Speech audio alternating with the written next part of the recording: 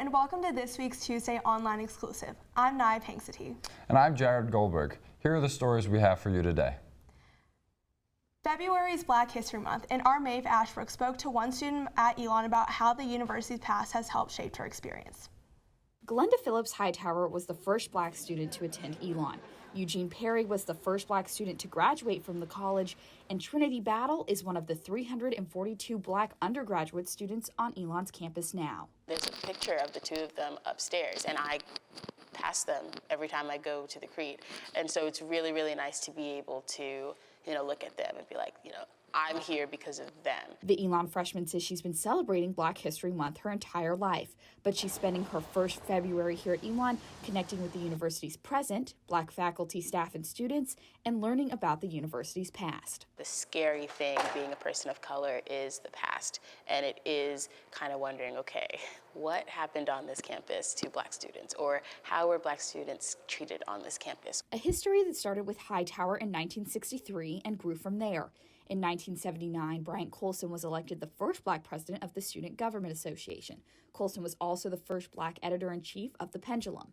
Almost 10 years later, Wilhelmina Boyd was hired as Elon's first Black faculty member and later became the first department head of the African and African American Studies Department.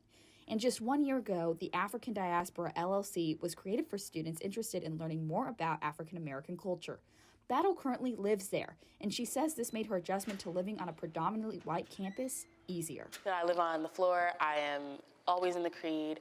I am just always injecting myself in situations where there will be people who look like me or people who can relate to me on that level. Battle says she thinks Elon's campus is moderately accepting of Black students, but the importance of Black History Month goes beyond Elon's campus. Not only is it just like, woohoo, we're celebrating, we're partying, we're doing all these fun stuff, but it's also making connections and being able to bond over this shared history, even beyond February. Like, we're still Black, we're still happy about that, we're still celebrating each other.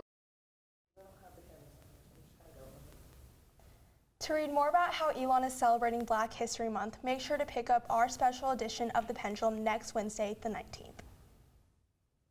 On Friday nights, Elon senior Matthew Ortel opens the Uber app, not to be a passenger, but rather a driver. Ortel started driving this summer once he turned 21, but he says he prefers driving in his hometown of Raleigh. Between the mud, students trek into his car and treat him with general disrespect, but he says driving here in Elon is frustrating. And I don't think I got a single tip, maybe one tip. So that's a big difference between Elon and Raleigh. Ortel says after gas and his monthly car and insurance payment, he doesn't make a profit. Despite all of this, he says it's still worth it as driving offers him more social opportunities.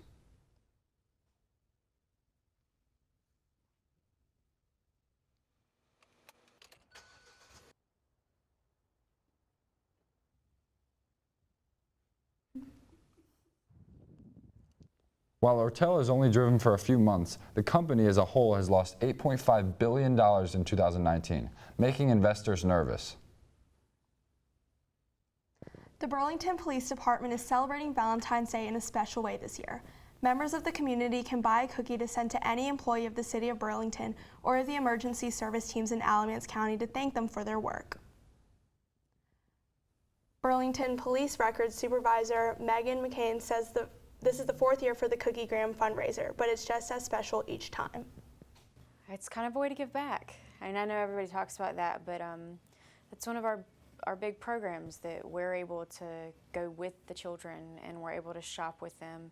You can see the joy on their faces when they get to pick out their gifts that they probably didn't even think they were going to be able to get. The Cookie Gram funds go towards raising money for Cops Care, a program that allows Burlington police to take underprivileged kids Christmas shopping around the holidays. I love it. It's close to my heart anyway.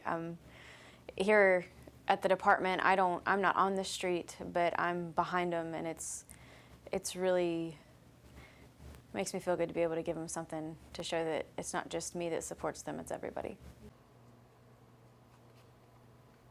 Cookies are $1. You can send one directly towards an individual or direct it to a department.